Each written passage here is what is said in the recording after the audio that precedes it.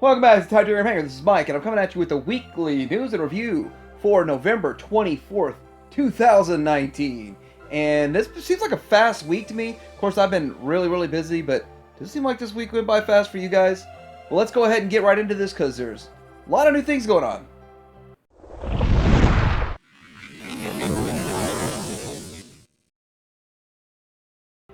So the first thing I want to talk about is Zeta Toys putting out their the third version of their Superion. So the first Superion was, you bought each figure as they came out, and it looks fine, and that's what I have.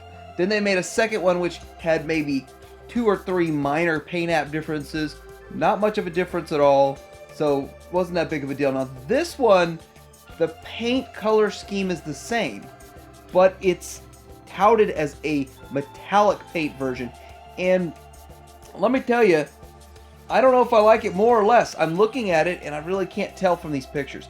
I think this is one you won't be able to tell till you get it in your hands. But I know that Zeta did a real, I guess, good job with their repaints of the Toy Worlds, those molds that they got out of that settlement or that separation, and they painted them all with a metallic look, and so I think those look kind of cool. I think this one will look cool though.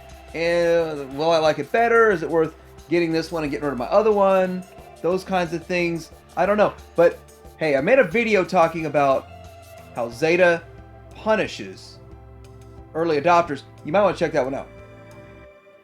Next thing I want to talk about this Bumblebee version 2, the MP45, but I don't want to talk about the official one.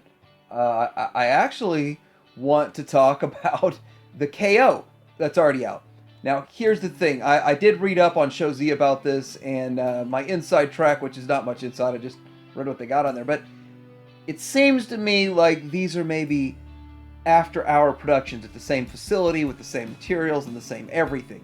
Because I'm looking at the two side by side, and they look pretty much about the same. Now, this is crazy, and it's a bit wasteful, I know, but I've got the KO on the way. I believe my KO will arrive before my official, and so I'll be doing a review of that, and then I'll do a comparison to the official. Now, I actually thought, well, heck, I'll get this KO and cancel my official, but you actually can't. It's too late. You're not allowed to cancel at this point. So I'll have both, and I'll probably keep one in robot mode and one in alt mode. But it's $75 versus either 120 or right at 100. I think mine's only gonna cost 91 through Amazon Japan, according to all that good stuff. But I do want to thank everybody who chimed in and said, hey, this KO's out. Now, for those of you who know the Make Toys Guardia, we need a defense sword. We need a defense sword bad. This guy is too small, in my opinion. Now, there are a lot of people that say, hey, I like it because of its size. So for those of you, yeah, you're lucky, because this is just too small for me. Now, Yes Model is making this KO, allegedly KO, oversized, and they're coming out with Vulcan. It's up for pre-order. This is their take on the Hotshot, and the thing about it is size. It's not much bigger than the original. The original is 6-inch, and this is 6.69, so I'm not seeing the whole set being much bigger than the original, so not gonna work if you're going on like the Zeta or the new 20-inch, 19-20-inch scale. It's still only gonna be like 14 inches. And I'm kind of like, why bother if you're not gonna upsize it? If you're gonna say you're gonna upsize it, really upsize it. And we got more news about the X-Transbots version of the Motormaster. And again, thanks to everybody that chimed in and let me know what all's going on with this, because I felt like I knew about it right away because everyone's telling me about it. Thank you. This thing's going to be $130, but it's not going to have the trailer. Nobody really knows the cost of the trailer, how much the trailer is going to be. So those are some issues with that. But anyway, the trailer is going to kind of double as a station. It's interesting. And it's also going to have guns, allegedly, for every figure. So those are some G1 homage type guns. And I still think it looks great, and some people were talking about how bad they thought it was painted when it was at the con there, and I don't think it looked that bad, but of course I wasn't there in person. But one of the things that they're talking about now is that you can either clip the cars on, or you can clip the cars on and have kind of like an encasing around the car to hold it on more stable. So those are some options that I'm hearing that goes with it. Arms with fake parts, or you could just actually have the figure on there. And again, this is what the trailer is going to look like, and I actually think the alt mode and the trailer look fine. They look great. I'm not 100% sure if this is just a render or not. But again, there's places taking pre-orders for trailer, but no price. So we don't know. Is the trailer going to be 50? Is it going to be 80? Is it going to be... Who knows? Please don't be much more than about 50 or 60 bucks, though. But that is going to jack the price up a bit. So Fans Toys has been throwing out some pictures here. So we've got some of the upcoming figures coming. I think I call this one Magnum. Then, of course, we know this is their Hunk, and I think he looks great. I think they all look great, by the way. Here's Goose. He's goosing someone there. Great pose. That's a nice looking figure. Sheridan. Now, Sheridan, I think that he looks fine. I think this is just a terrible pose. That's not a great pose, by the way. I don't know if this pose is a whole lot better, but it does kind of show some of his angles and dynamic, and I was kind of hoping that the treads would not just be so bulky on his forearm, but aside from that, I think everything else looks magnificent on that figure. I really look forward to getting that one. So we got more clear or better pictures of the Studio Series Devastator as a prototype on display at the Dutch Comic-Con, and the colors are better. It looks sharper, cleaner. This does look like a whole lot better picture, but still in the end, you know, this thing is really not for me. I won't be reviewing this or picking any of these up. I think some other people will, but I'm starting to wonder if the size of this guy is and the price. Just curious if you guys think it's worth the money for this guy, or if it's that much better than the first one they made. What do you guys think? Because it seems like Oymec is going to be making this in a KO oversized version, so all of the ones that are deluxe are now going to be Voyager size, and I guess the Voyager size one or ones, I'm not sure how it comes, will be bigger.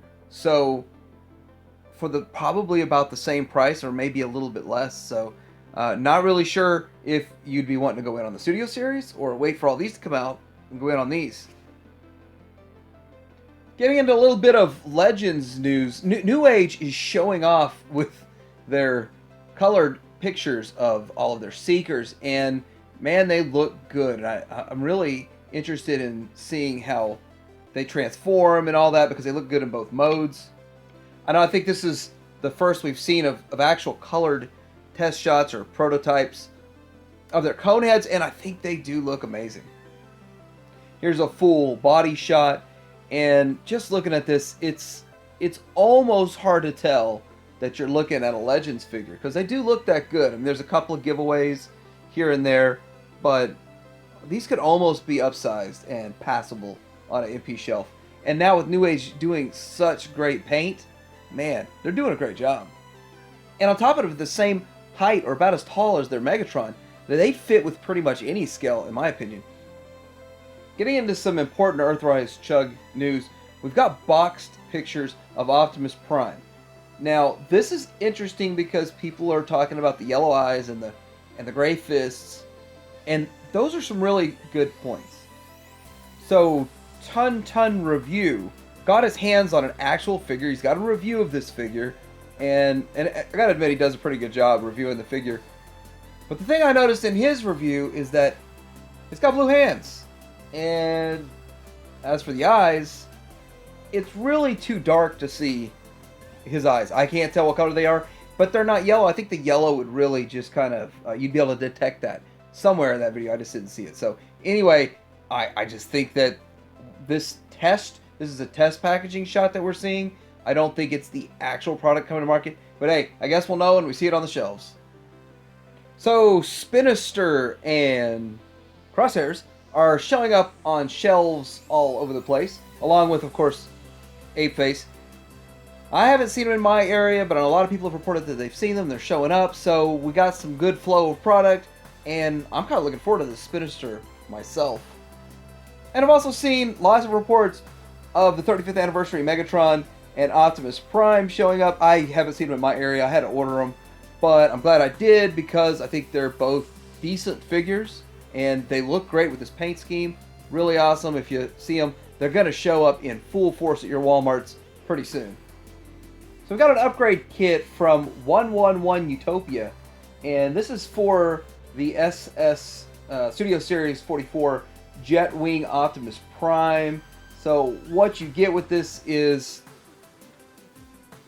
wings, well, several wings, turbines, fillers, extra pieces to attach to the jetpack on top of the weapons ring platform. As you can see right here, there are the filler pieces that you'd be getting. So it is kind of sad that you'd need to get upgrade kits for fillers. I mean, and every time I see that, it bothers me a little bit. And I saw this picture, I was like, wait, you can make Stargate, like Stargate SG1, you could make your own Stargate out of this? I don't know. Anyway, it's showing you kind of some parts that you can go to add to all this. I want to do another shout out here to another YouTuber, Patriot Prime. He does great reviews. He has pretty much a complete G1 collection with all the little parts and pieces, and he shows all of his G1s next to these new figures. And when I was doing the obscure video and I was wanting to learn a little bit more about some obscure figures, well, this guy right here, Patriot Prime, did a really good breakdown of each figure and had a lot of information, a lot of enthusiasm. But guess what? Nothing's better than his funny video that he made where if his review was for kids, it would sound and look like this. That was very funny. Great job, Patriot Prime Reviews. Keep it up. So if you have a Five Below near you, that you probably do, maybe you don't, but if you do, or if you pass by one, stop in and check them out. They actually have some newer Star Wars figures that get a Lando and a clone Captain Rex. Well, I picked these up for my son for Christmas. But anyway, I got them for $5 each, and I think they're really good deal because they're decent figures. And I just was thinking I was going to be looking at an Ocean of Gen Ursos, and I didn't see an Ocean of Gen Ursos. I actually saw a bunch of these guys. Sideshow Collectibles is putting out a statue of this Rancor, and I think it looks good. And I thought, man, that's a nice looking Rancor, and I haven't seen a good Rancor in a while. I don't know if it has any posability whatsoever, but when you hear statue, you assume zero posability. It just looks good. And I was thinking, well, maybe that's a couple $100. I don't know. Maybe I'll spring for it. So I look up the price, and it's $1,300. Now, I know statues are super, ultra expensive. I'm nowhere near living statue life right now, so I'm okay with it. But then I was like, well, how big is it? Well, it is 29 inches, so it's actually bigger than Unicron. So yes, this thing is taller than Unicron.